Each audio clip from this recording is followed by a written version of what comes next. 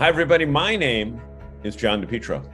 And I'm Bob Zagami with the Camper Report Show. Bob, on this edition of the Camper Report Show, I'm going to be talking, actually, she's one of our colleagues here in the RV Life Network. Her name is Peggy Dent, and she's going to tell our viewers how they can make a living with a pen, pencil, and a laptop. Pretty cool. Maybe I'll pay attention to that one. I got a great interview with Tommy Hall, who is the product manager for Grand Design's Solitude line. And Tommy's a good friend of a lot of us up here in the Northeast. He covered the dealers in the Northeast for years. He's been with Grand Design about 7 years, and great to have him on the show. So we've got those stories, plus all the news of the week from our friends at RV Business and Woodall's Campground Magazine. Right here. Where, Bob? The Camper Report Show. Stay with us, everybody. Hey, everybody. My name is John DePietro, and right next to me here is Bob Zagami. We've got all the news of the week, and Bob, it's all about anticipation of the big camping season coming up. I tell you, I had a little taste of it last week when I was down in Florida, and now it's only March, and normally we can't get going until mid-April or May, but you know what? I got the bug for it.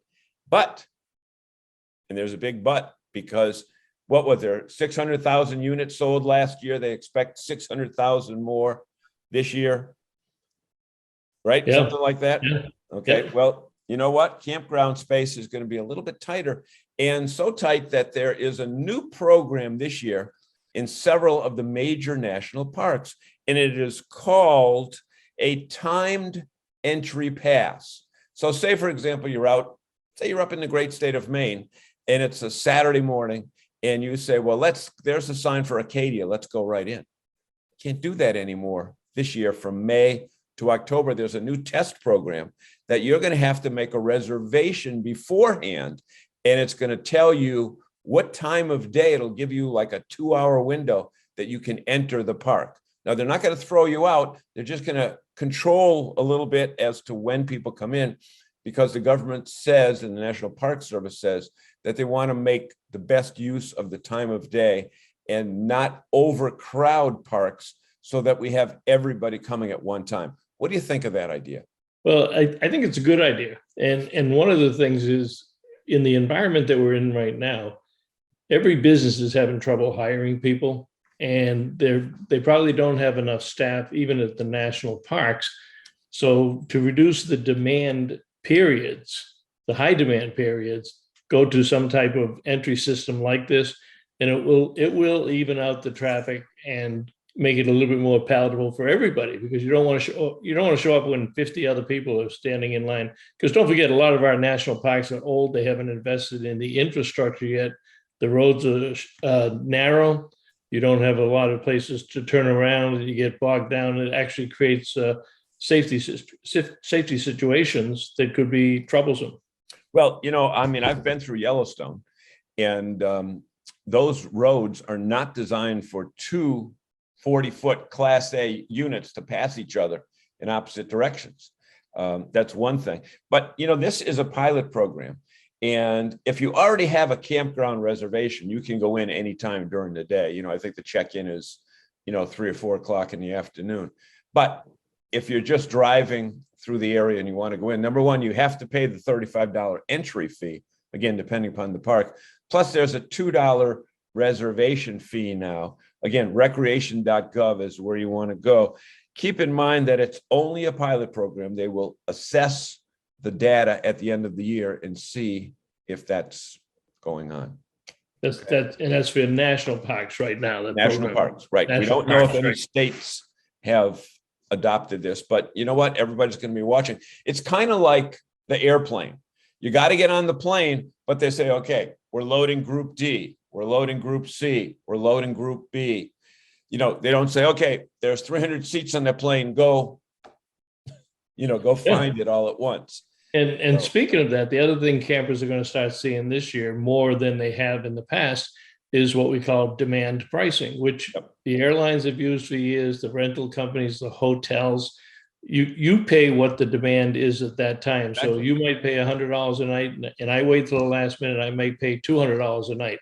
That is coming to the campground industry, and most of the campground management software systems are building it in, and rightfully so. And it's not just the airlines, it's the hotel business. I was, again, just down in Florida last week, and some of the hotels are $400 and $500 a night right now because it's high season, where this summer there'll be, $100 to $125 a night. So supply and demand is what keeps And things you know who going. else is doing it? I golfed for the first time in 5 years yesterday, and our golf course here at the resort is doing it. So if you want to go out early in the morning, you're going to pay $140 to play golf. Yep. If you go 4 out o'clock in after the afternoon.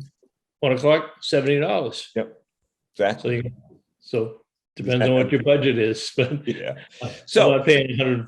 The way I play golf, I'm not paying $140 anytime. yeah, exactly. Because they'd have to close the course to repair it. Right. But anyway, right.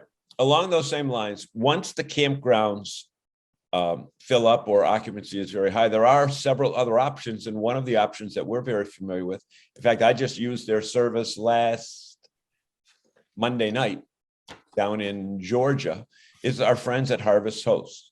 And they're continuing to grow. Talk a little bit about what Joel Holland has done with that company in just 4 years. Yeah, he just did an interview with Sherm Goldenberg and Rick Kessler at RV Business, and he has built the company up. And we'll have him back on. We've had him on every year since he purchased the company.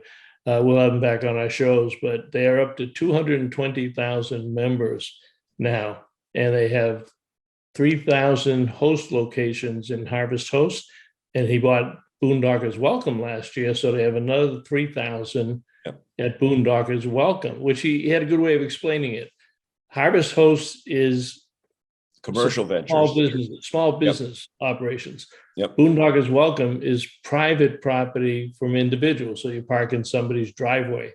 And they raised a lot of money last year, and one of the things they're working on, their goal this year, is to have 5,000 hosts in both facilities. So they want to be able at the end of the year to offer their members 10,000 overnight accommodations. Right.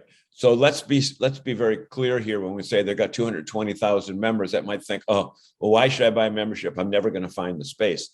You don't use it every night of the year, every night you're camping. You kind of, you put it on the front end of your campground reservation or the tail end of your campground reservation.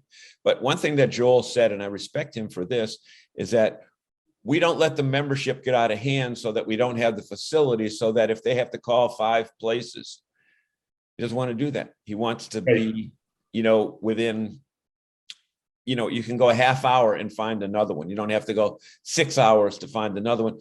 And besides, it's designed for one night only. It's not designed for camping there for a week. So if you don't know anything about Harvest Host, the logo is right here, and the information about them is right there. And they're a relatively new company. And moving right along to our next topic, a relatively mature company run by a very mature person.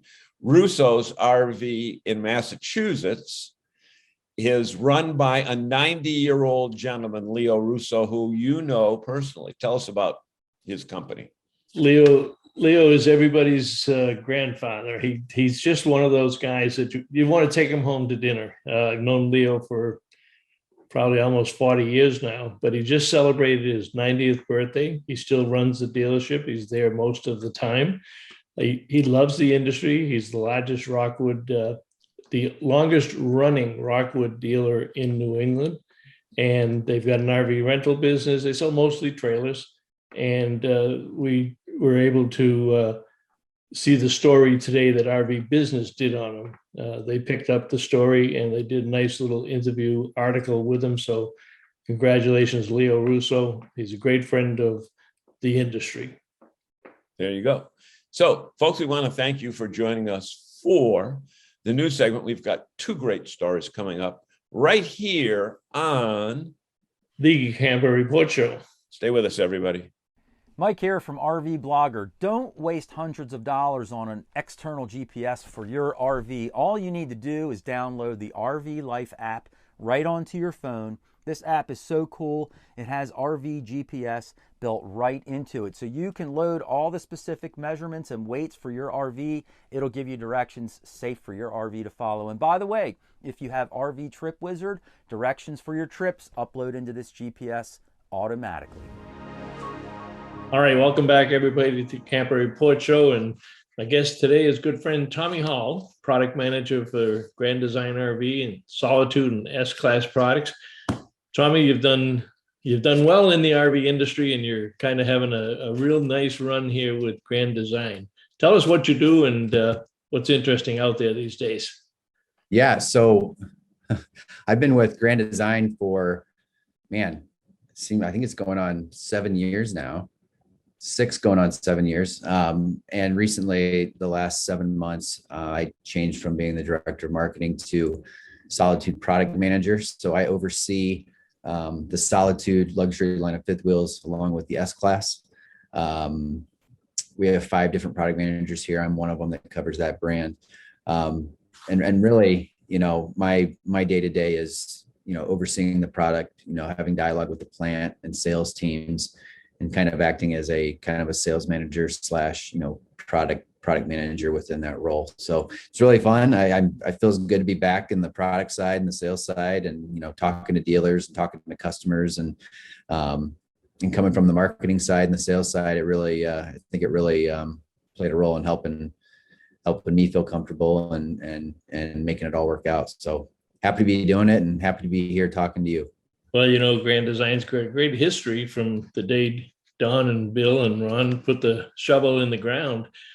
Yeah. I can't picture anybody out there not knowing Grand Design, but let's assume somebody out there not knowing Grand Design. What would you tell them in your 30-second elevator speech? They meet you, they say, I'm with Grand Design, and they say, who's Grand Design? Yeah, 30 seconds is hard because a lot of, if you ask anybody in our company to do a 30-second pitch, it always turns into like a 4-minute pitch because we always have so much that we want to talk about.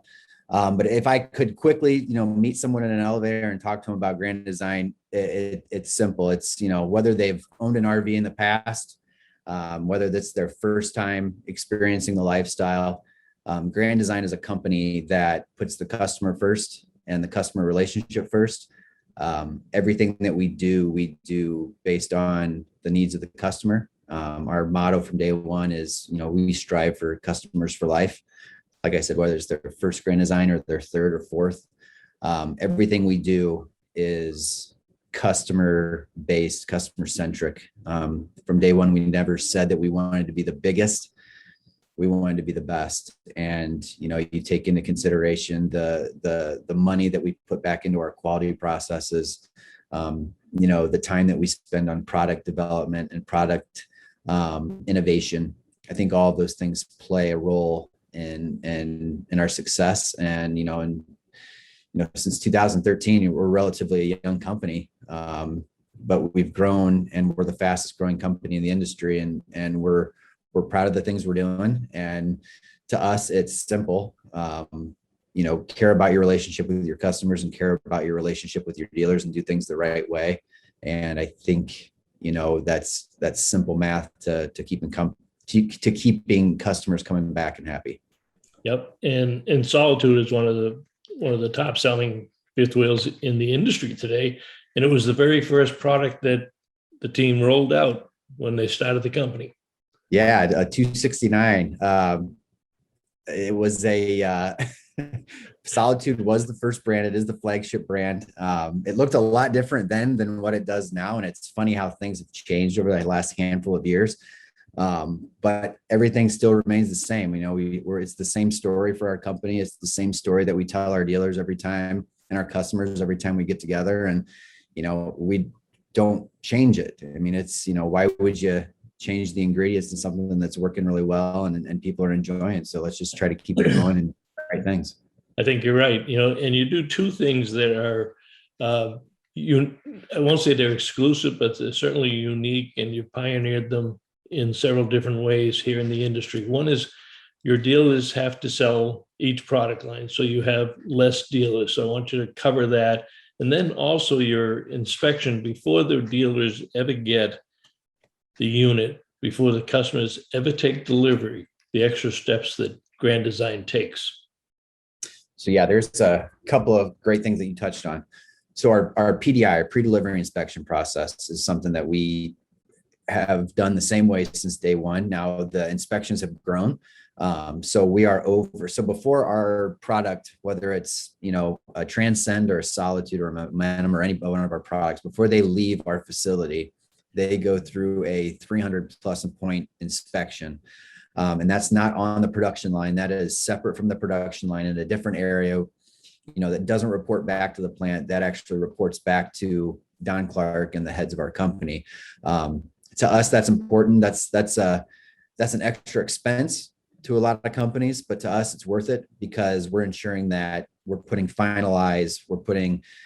procedures on things that help make sure that our quality is superior when it's leaving out the door, because we want to make sure that when a product comes to one of our dealers and before one of our lovely customers looks at one of our products, we want to make sure that our dealers aren't the final stop of the production line. We want to make sure that our quality is there and it's at a standard that we're proud of and that our customers have come to expect at Grand Design.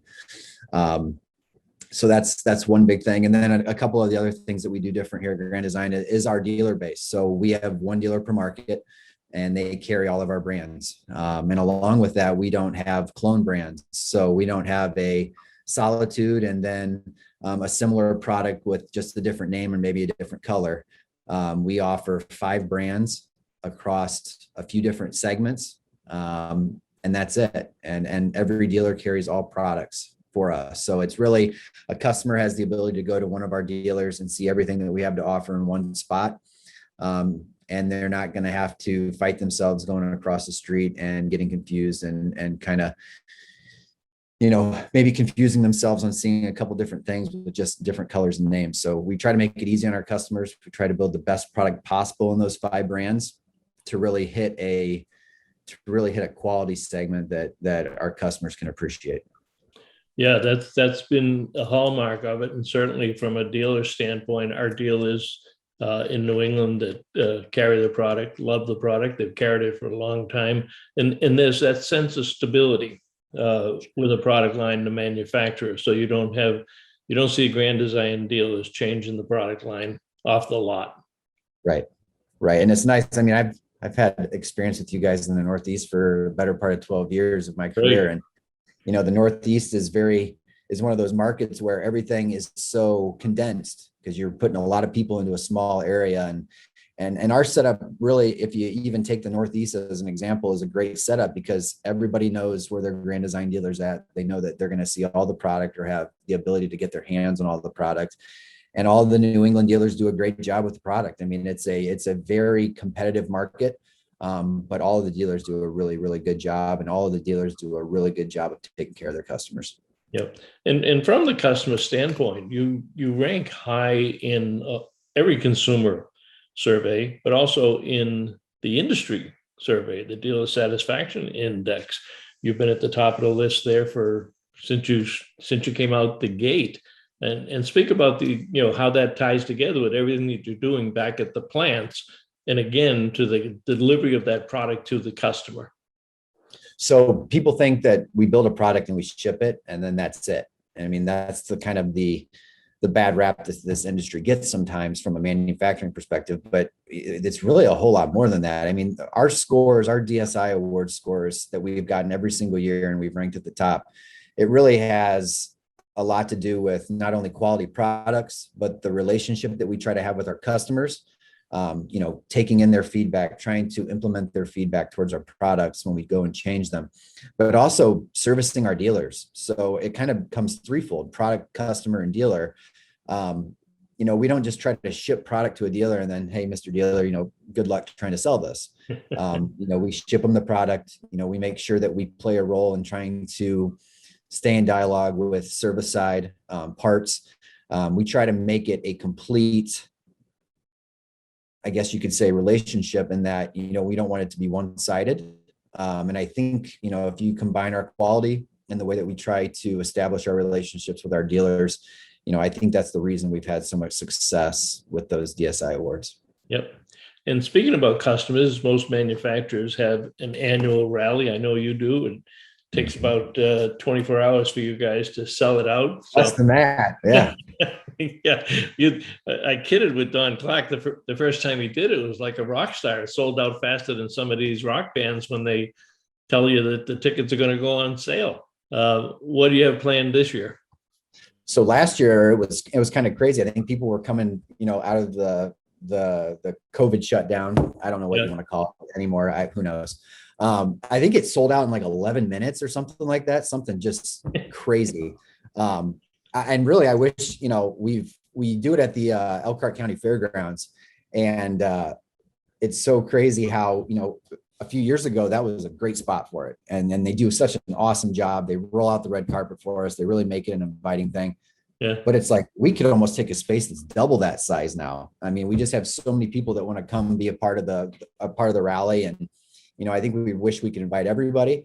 But you have to be within the realm of reason there. But yeah, we are doing it again this year. It's still at the same place. And we're really excited about it. I mean, I think we're up in our game. We're going to keep doing the same thing that we always done and offer seminars.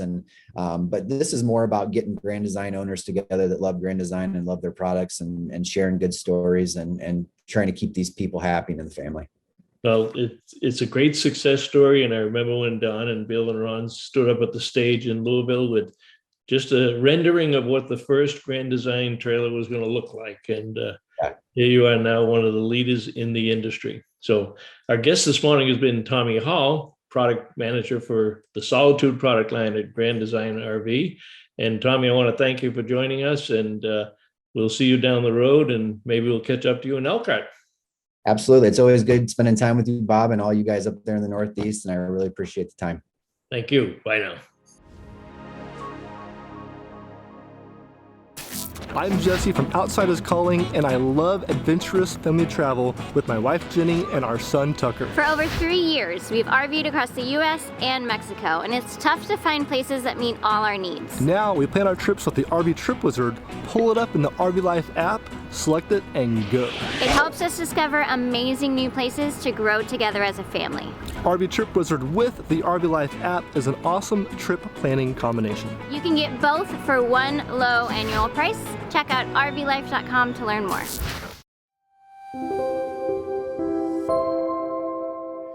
Hey, everybody, and welcome back to the Camper Report Show. My name is John DePietro. And one of the things that we have the most amount of viewer comments on during the time that we've been on the air here at the Camper Report Show are interviews with real life campers just like you and me that are out there enjoying the camping lifestyle every day. Now, one of the most interesting aspects of campers that people like to hear about are full-timers, but full-timers that are still working from their RV, because, during this COVID thing that's taken place over the last couple of years, more and more people have been able to hit the road than ever before and spend time in their RV and still hold down a job.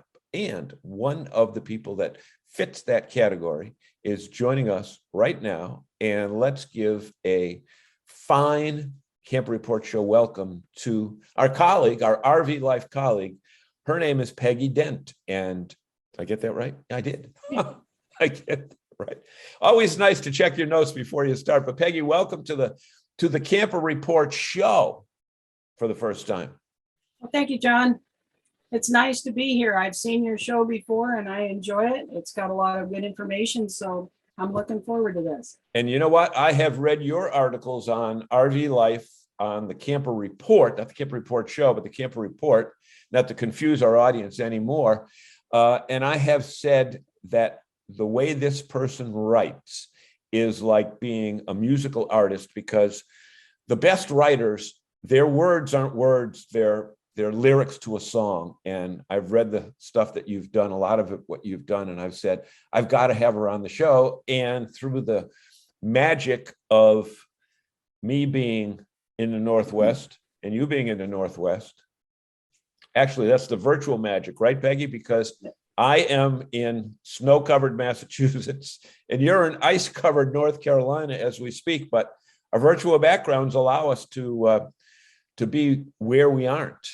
That's right. It's kind of a crazy way of saying that, you know, the beauty of full-time RVing allows you to still have a job, but have the freedom to travel.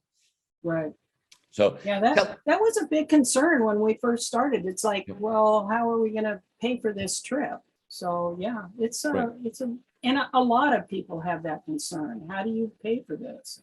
tell us your story as far as how long number one, how long have you been RVing? Number two, how long have you been full-timing?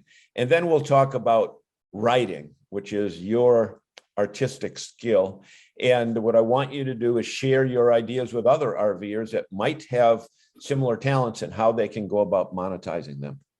Okay. Well, we've been RVing since 1999. We bought a brand new Rexall gasser in 99.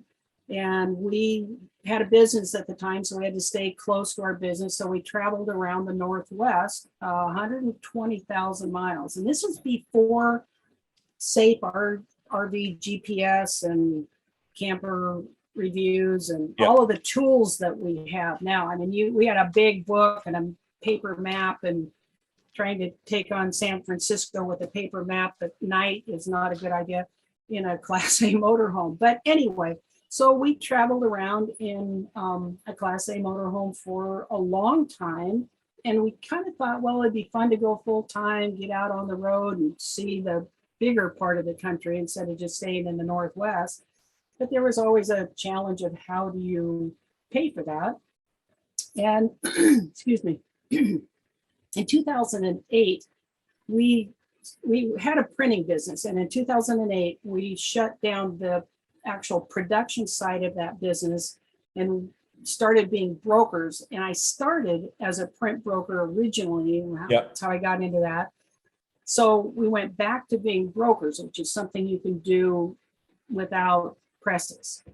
And in 2016, I wrote a book on how to become a print broker and how to support yourself and make a living as a print broker. And that book, incidentally, is called Print Your Success. And so in 2016, I wrote that book. 2017, we sold the house and went full time. And we took our printing clients with us. So that was kind of the underlying financial support for this new lifestyle was our print brokering business. But in the meantime, having written the book, I realized I really like to write.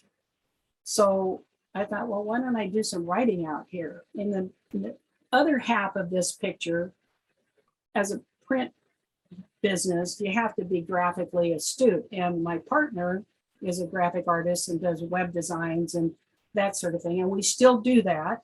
So you're able to blend both of those talents. Yeah, it's a blend. And so I was writing for blog contents and web contents and on and on and on. And I thought, why don't I just do some writing professionally for others? And I just put feelers out. And I started, just sending out inquiries to camping art magazines and just started knocking on doors. And all of a sudden I get sure, we'd love to have you write. Let's, send me a sample, blah, blah, blah. And in the meantime, now I've got multiple writing clients. They're not all in this field, but that's what I do. And that's what I would recommend for others. You've got the dual advantage. I'm using some terminology here now I've never used before. You've got the dual advantage of writing because you like writing, but writing about a subject that you're experiencing every day. It's not something that you have to do research on. Your research is your backyard. And we should say that you did take that photo behind you. So you know exactly where it is. And you can talk about camping in the West versus my situation where I can't write about camping in the West from an aspect of personal experience. So every time you change your location, Peggy, you kind of have another category in which you can generate revenue. Absolutely. We got a writing assignment. We were in Seaside, Oregon And an opportunity presented itself to do a like travel writing assignment in Ottawa, Illinois. And we hadn't made up our mind where we were going to go for the summer. Couldn't go to Canada, which was the original plan because the borders were closed. So we decided, let's take this writing assignment in Ottawa. Had never been there. It could be fun. So we made a commitment to do that writing assignment. And in April, we left Oregon and started heading west. Well, I mean, east. East, yeah. And yeah. And so we got to Wyoming, kind of got pinned down in Wyoming behind the Rockies because there was a snowstorm, and the mountain pass, incidentally, if you haven't done this, 8,640 feet to 8,000. get over the Rockies. So if you're going to do that, deflate your bed if you have an air bed. And also all of your potato chip bags are probably going to explode because it is really high.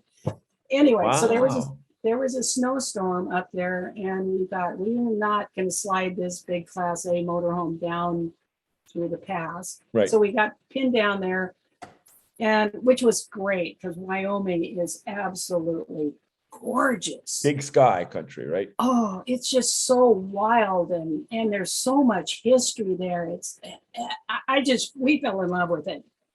And so anyway, we goofed around in Wyoming for a week or so on this trip, and we didn't want to go across Hailstone Alley, which is from Cheyenne into the corner of Nebraska, and there were big hailstone warnings and the hailstorms and Hailstorms. yeah. Wow, I mean, okay. like damaging hails. What time of year was this, Peggy? Spring. Spring, April. okay. The change of And seasons. so we went north and went across South Dakota to kind of drive around that hailstone problem. And that's all related to the Rockies. It's weather that happens because of that mountain range. But anyway, so we got to Ottawa. We got to meet the people we were supposed to meet. We stayed there for over a week. We toured it. We did a deep dive in Ottawa, Illinois. And then I wrote an article about it. And went up to Chicago and wrote an article about that. And I mean, just everywhere we go, I can write an article. I did a really long article about Wyoming because I just fell in love with it. And, the other nice thing is we have a business. So these are business expenses. Right. Let me ask you this question because we just have a few minutes left. Actually, we have about a minute left. What resources would people have to find out where they can sell their goods as far as sell their writings? Their writing. That's tricky. I started out in, kind of doing blogs and doing web content. Okay. Because we had the web work to do. So somebody had to populate the written side. So that was a good start for me. But I would knock on doors and just look at magazines, look at publications. LinkedIn is always listing writers needed. Look on LinkedIn, yep. So that's a good place to start. And, a lot of times they want you to have massive background in degrees and whatever, but there are a few opportunities pop up that are very doable. So that's what I would do. Just start asking people if you can write for them. Yep. And would you agree with me that don't worry about what your writing is like when you start, that the more you write, the better you'll get? Because people, I think, oh, I could never write like them. Well, them that they're referring to, look at you're a prolific writer. Do you ever look back on some of your old stuff and say, I can't believe I put my name on that? Yes. Yeah. Yes. So just keep writing. Just keep writing. Yeah. And, I've written throughout my life, I have written, and it grows, it changes. And you just have to kind of let that happen and then nurture it along and be a student of words, be a student of writing. So it's a great opportunity. And you don't have to write. You can do web design out here. People are going and they're supporting this business by harvesting beets. I mean, there's all kinds of things. You can be a camp host. There's several people in this park that we're in right now. They're staying here full time because they're they're camp hosts. They're participating in the maintenance of this property and they get to live here. And it's a beautiful piece of property. Yeah, exactly. There's Well, lots of hey, opportunity. we want to thank you so much. you, With your John. permission, what if we check in with you every few months to find out where your latest work is? And in the meantime, people can read your work in the Camper Report, right? Yes. And they can also read it on RV Life or RV Destinations magazine. right. It's Okay, out there great. everywhere now. Perfect. And if they want to reach you by email, well, you've got a website, what? A pen and tell me that pen? exact name. A pen in your hand.com. Yes. And they could reach you by writing Peggy at a pen in your hand.com. Yeah, and that's also on the bottom of my RV Life articles. Great. Perfect. Ladies and gentlemen, we have been speaking with Peggy Dent, one of our colleagues from RV Life, and we want to thank you for joining us. This is the Camper Report Show.